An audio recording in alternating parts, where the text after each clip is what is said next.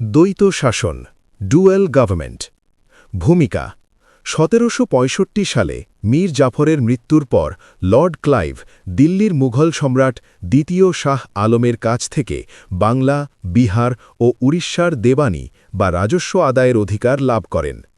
এর ফলে বাংলায় এক অভিনব শাসন ব্যবস্থার সৃষ্টি হয়, যেখানে একদিকে ছিল ক্ষমতা কিন্তু দায়িত্বহীন ইস্ট ইন্ডিয়া কোম্পানি, আর অন্যদিকে ছিল দায়িত্ব কিন্তু ক্ষমতাহীন নবাব। এই শাসন ব্যবস্থাকেই ইতিহাসে দ্বৈত শাসন বলা হয়। দ্বৈত শাসনের মূল কাঠামো: এই ব্যবস্থায় বাংলার শাসন ক্ষমতাকে দুই ভাগে ভাগ করা হয়। ১. কোম্পানির হাতে, দেওয়ানি।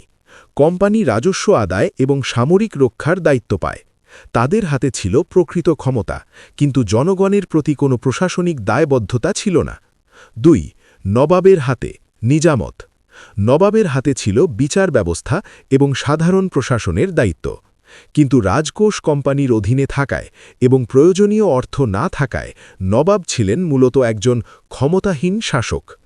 দ্বৈত শাসনের বৈশিষ্ট্য ও ফলাফল: এই ব্যবস্থা বাংলার জনজীবনে চরম বিপর্যয় ডেকে এনেছিল।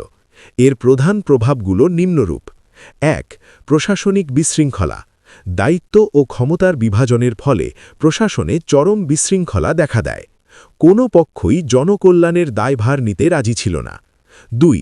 রাজস্বের বোঝা ও শোষণ। কোম্পানি অত্যন্ত কঠোরভাবে রাজস্ব আদায় শুরু করে। রাজস্ব আদায়ের দায়িত্ব দেওয়া হয়েছিল রেজা খান ও সিতাব রায়ের মতো নায়েব নাজিমদের ওপর, যারা নিজেদের লাভের জন্য কৃষকদের ওপর অমানুষিক অত্যাচার চালাত। ৩. ৭৬-এর মন্বন্তর।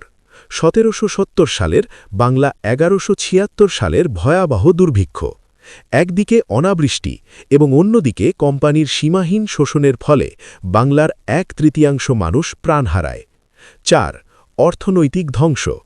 এই ব্যবস্থার ফলে বাংলার কুটির শিল্প ও কৃষি অর্থনীতি মেরুদণ্ডহীন হয়ে পড়ে। দ্বৈত শাসনের অবসান। দ্বৈত শাসনের কুফল যখন ব্রিটিশ পার্লামেন্টের নজরে আসে, তখন ১৭৭২ সালে ওয়ারেন হেস্টিংস গভর্নর হিসেবে নিযুক্ত হয়ে আসেন। তিনি এসে এই অকার্যকর ও যন্ত্রণাদায়ক ব্যবস্থা বাতিল করেন এবং সরাসরি কোম্পানির হাতে সম্পূর্ণ শাসনভার তুলে নেন। উপসংহার: পরিশেষে বলা যায়, লর্ড ক্লাইভ প্রবর্তিত দ্বৈত শাসন ছিল মূলত একটি চরম দায়িত্বহীন ও অর্থলিপ্সু শাসন ব্যবস্থা। এই ব্যবস্থা ব্রিটিশ ইস্ট ইন্ডিয়া কোম্পানিকে লাভবান করলেও বাংলার তৎকালীন সমৃদ্ধ অর্থনীতিকে পুরোপুরি ধ্বংস করে দেয় এবং সাধারণ মানুষকে দুর্ভিক্ষের মুখে ঠেলে দেয়। ঐতিহাসিকদের মতে এটি ছিল আইনসম্মত লুট্রাতন্ত্র।